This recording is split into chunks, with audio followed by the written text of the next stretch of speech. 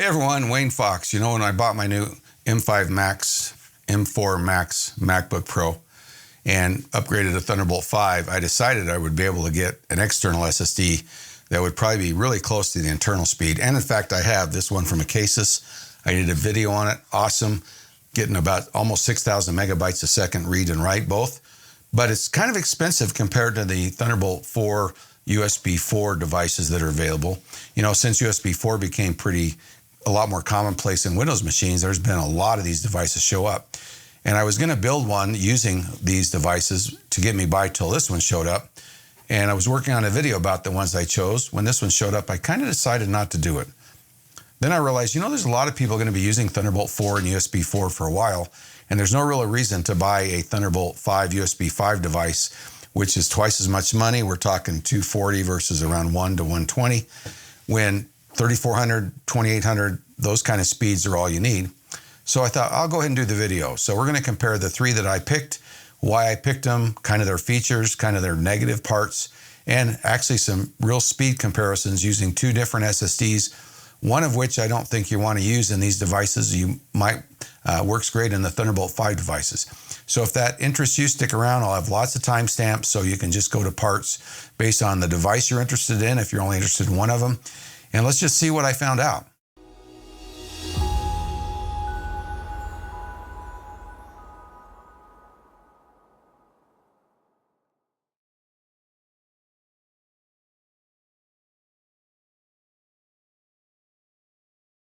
So I've been using this little enclosure from a company called Fledging. Not too bad, not super fast, and the SSD's a little dated in it. They're not around anymore.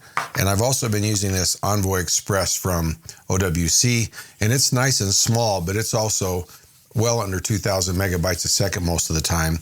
And since these, I've been using them several years. And of course, as I mentioned with USB 4, there's lots of new ones on the market that are actually quite a bit faster. The three that I picked were this one by Satechi, and I think that's how you say it. And I picked one from Acasis. This is a company I've gotten quite familiar with. They're actually the ones that built this Thunderbolt 5 device that I just did a video on. And I really like their engineering. And of course, the OWC, which is one of the better companies out there. I've used their devices for a couple of decades. Sometimes they tend to over-engineer them, and this might be the case a little bit with this one. So what I'm going to do is kind of give you an overview of the devices themselves. Then I'm going to run some speed tests. Now, the speed tests are going to be, I'm just going to run on the Satechi, and then we'll just go to a graph that gives you an idea how the three compare. Once I do the speed tests, then I'm going to actually have a section where I show you how to put the SSD in each one. I'll put that at the end because a lot of people aren't too interested in that because it's actually really easy in almost all these devices now. So the first one I picked is this one by Satechi. It's pretty well built. It comes with this unusual plastic case. Let's turn that around. And you can actually pop that off if you don't want to use it. It does get a little warm to the touch, and that's, I think, why they included it. It's considered a toolless enclosure. It has a release right here, and you can pop it open, and the SSD inserts in there. One note with this Satechi, it comes with this cable, and this is not a USB 4 or Thunderbolt 3 or 4 compatible cable. And if you use this cable, you'll get poor results.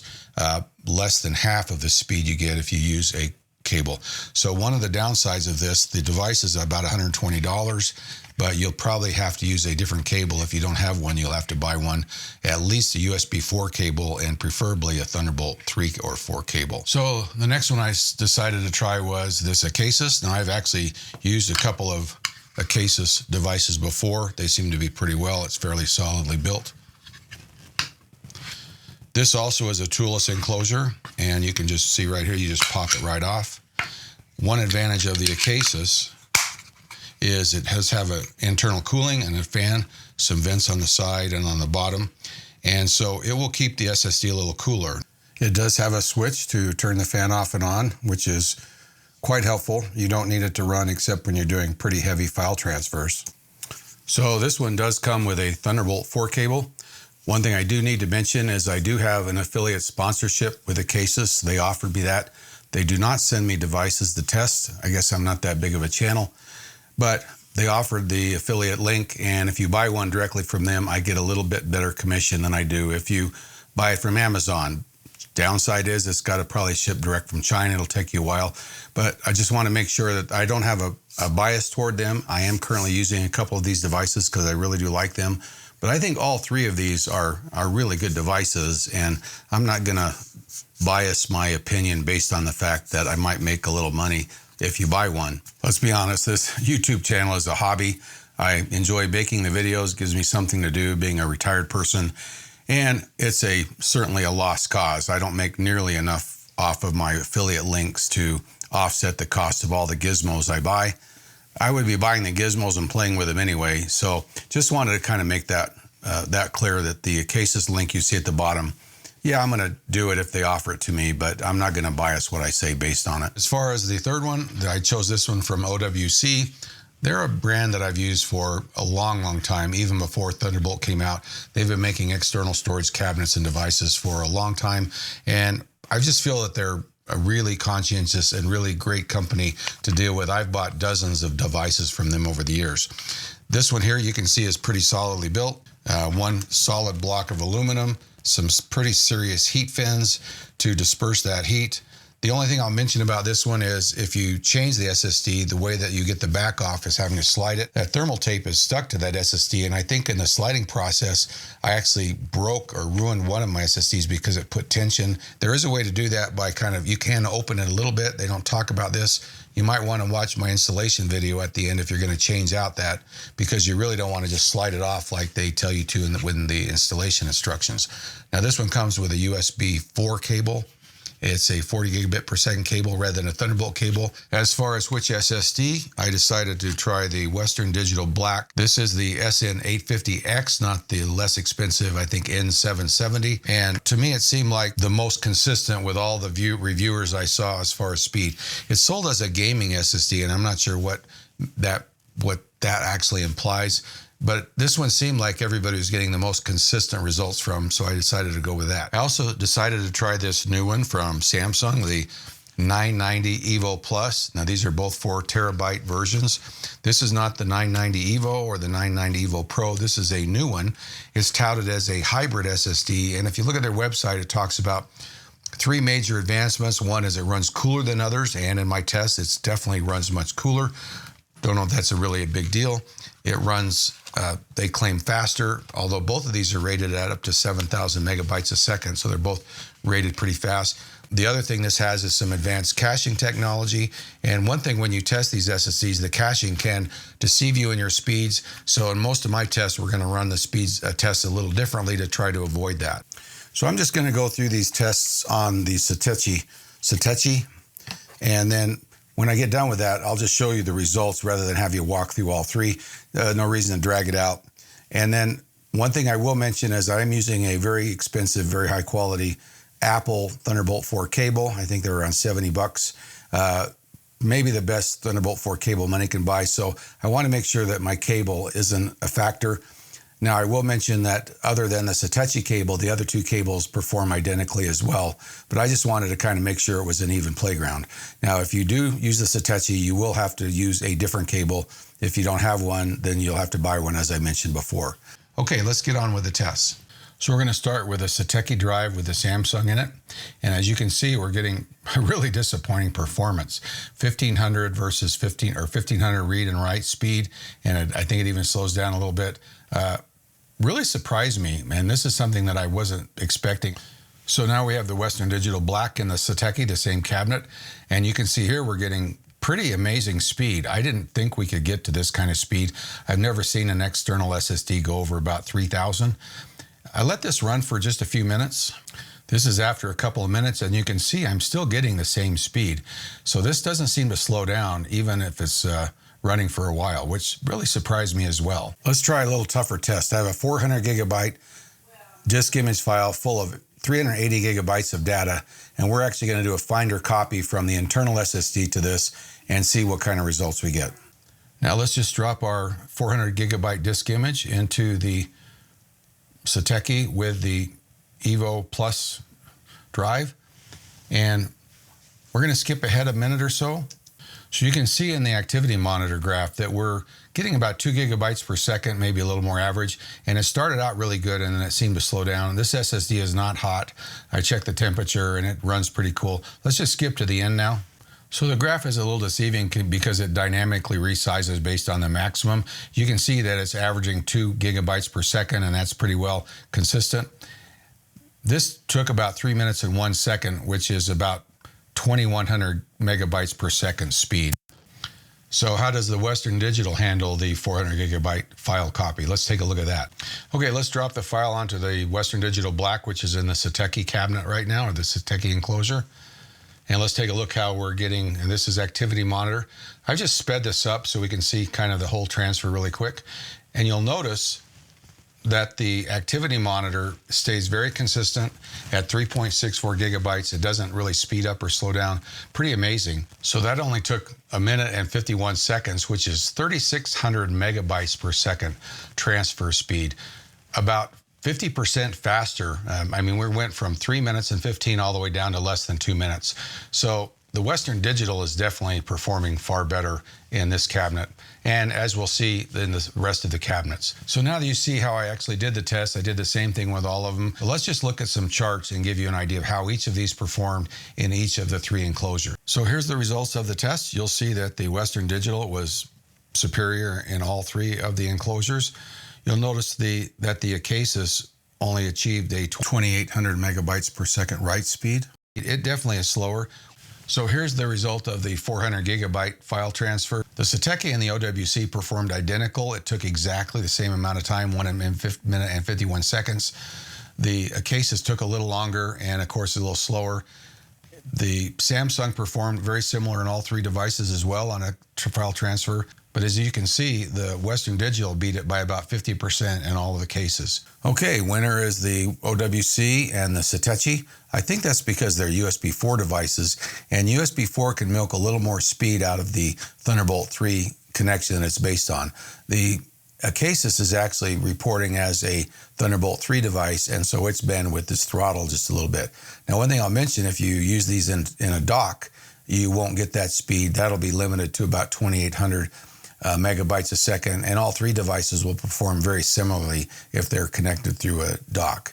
As far as the SSDs, I think the Samsung is really not engineered for this level of a device, a Thunderbolt 3, 4, USB 4 device. It actually works great in a Thunderbolt 5 device that I've got here and gave me great results. Part of it has to do with the way that the cache works. And one thing I'll mention, I know the Western Digital SLC cache is reportedly 250 to 280 gigabytes, and as long as you leave about 1 terabyte of space empty on that drive, you're going to get great performance, because that cache, unless you do just lots and lots and lots of really massive file transfers, that cache is going to take care of you. In this case, we were transferring 400 gigabytes, and it didn't slow down, which surprised me because that's actually larger than the SLC cache.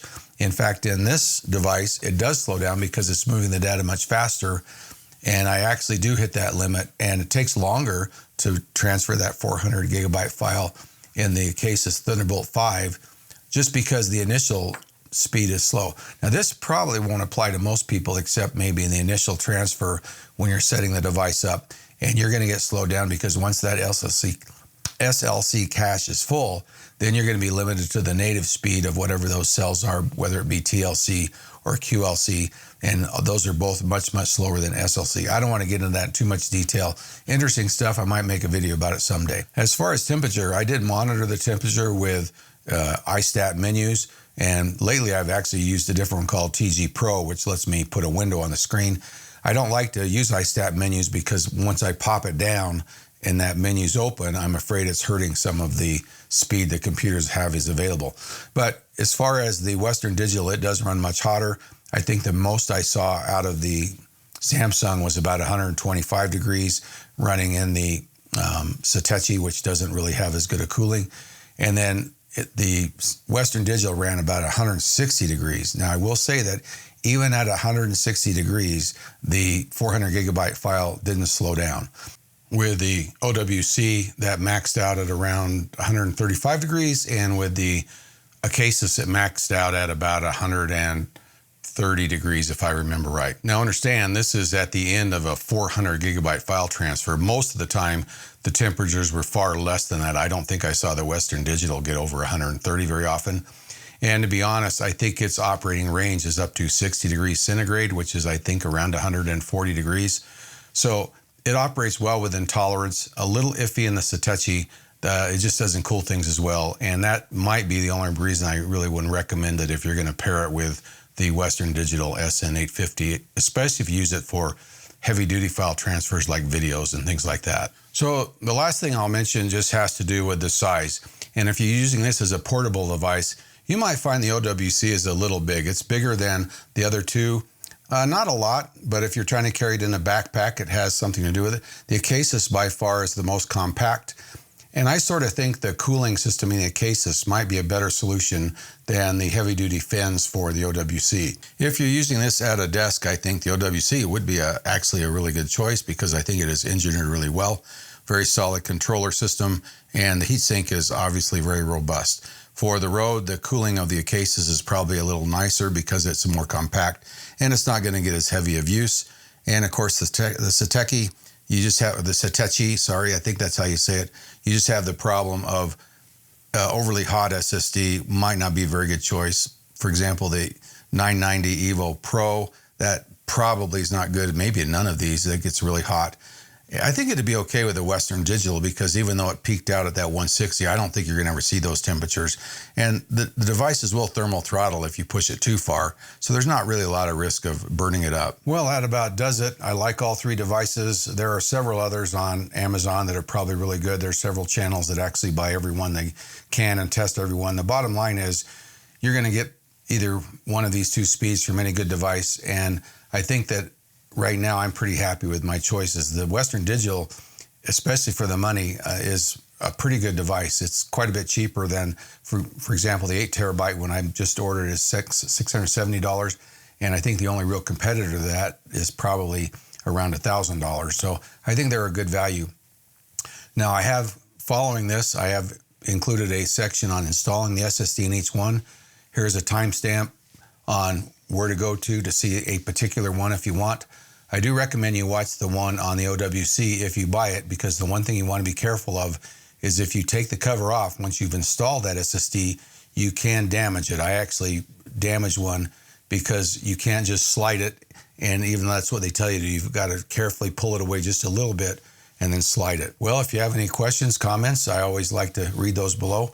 And I've got a few more videos coming. I'll be testing a lot of Thunderbolt 4 or Thunderbolt 5 devices as they come out.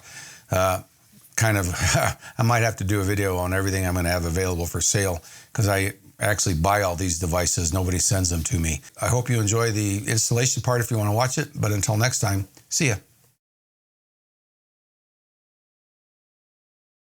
So to open it, we just have to pull up on this little pot right there and it pops right open. And basically we're just going to put this in at about a 30-degree angle. Let's get out our little rubber feet, or rubber holders. But basically there's a little groove in this. I don't know if you can see that or not. There's a little groove in that. And it looks like what we want to do is put the groove into the SSD like that, and then push it into the hole.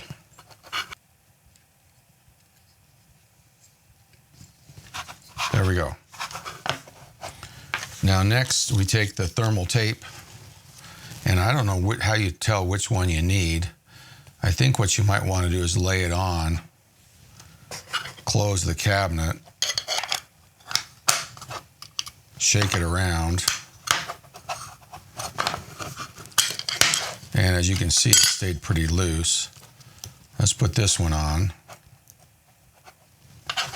I assume that the one of the, and now it's not shaking around. So it looks like with this SSD, I want to use the thicker one. Somebody said to put it on this, but I think you're better off putting it right on the SSD so you can make sure you get it in place. So this is a 0.5 millimeter and this is a 1 millimeter. And I think I need this one. We have to tear this off and we'll put it in place. Make sure we have it on the controller chip part, like that. I'm going to put it down, not super firm, and then we're going to peel off the other side. Doesn't stick super well. I think what's going to happen is when I put the case on, it's going to stick to the case, and that's probably what we want. So let's pop the case back in. You notice it's got these little ball bearings to hold it in place. It can only go on one way, and I think that's the way right there. Pop together. And I think that's going to hold together pretty well.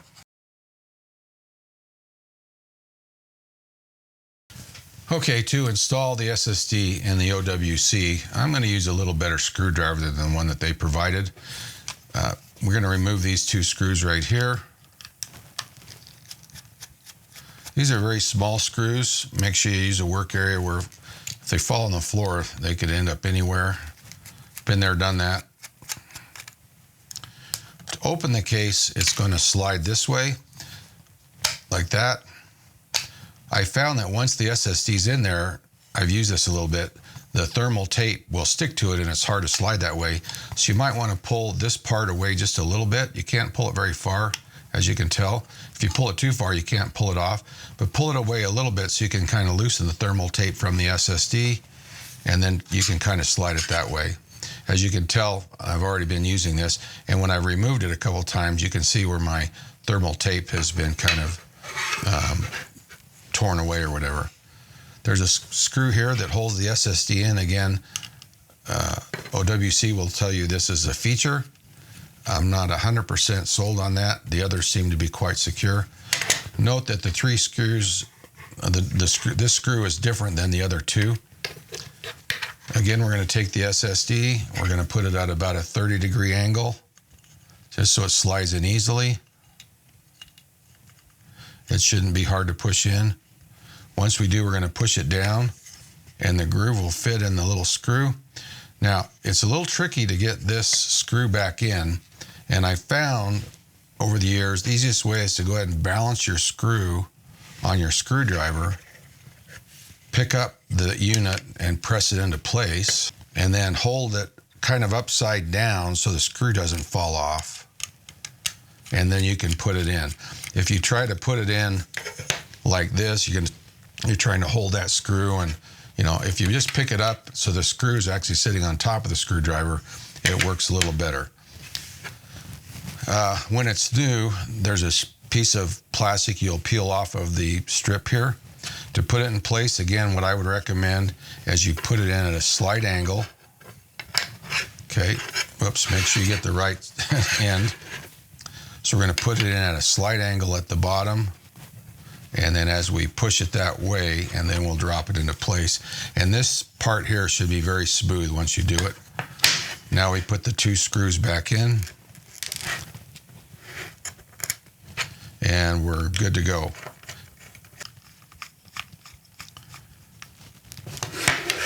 Now, last thing is, they do include this rubber foot, which is designed to go right here. You can put that on if you want. I'm leaving it off because I could open this up 2 or 3 more times before. That's how you install the SSD in the OWC.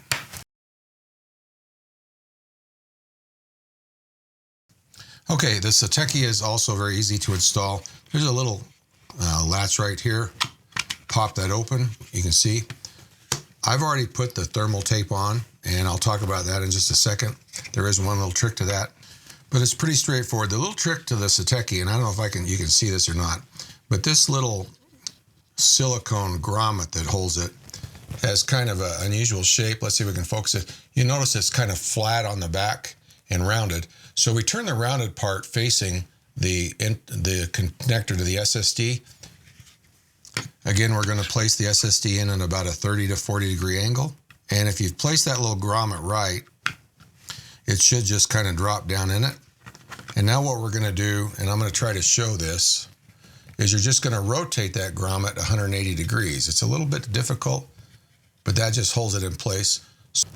So when you're done, see if that'll focus. You can see now the flat part is facing the connector and the round part is away. You don't actually have to pull it out and put it in like you do the other one. Now the tape that comes with it has a blue and a clear side, and what I did is I opened the clear side. The blue side is meant to stick to the case. I actually opened the clear side, placed it on the SSD, and then I closed it, which then made it stick. This is actually much thicker than the other ones, and it's softer, so I think it'll adapt to various SSDs a little better. But once it sticks to this side, it will stay on this side. And unlike the OWC, when you take it off, you're pulling it straight away, so there's not a problem. To close it, you'll notice that on one side, there's a little picture that indicates the latch right here. I don't know if you can see that or not, but that goes to the latch side. If you put it on the wrong way, it just won't stay closed. You can tell. So you just want to turn it around and close it up this way. And you're good to go. Well, if you stuck around, hey, hope you enjoyed it. Again, thanks for watching. See ya.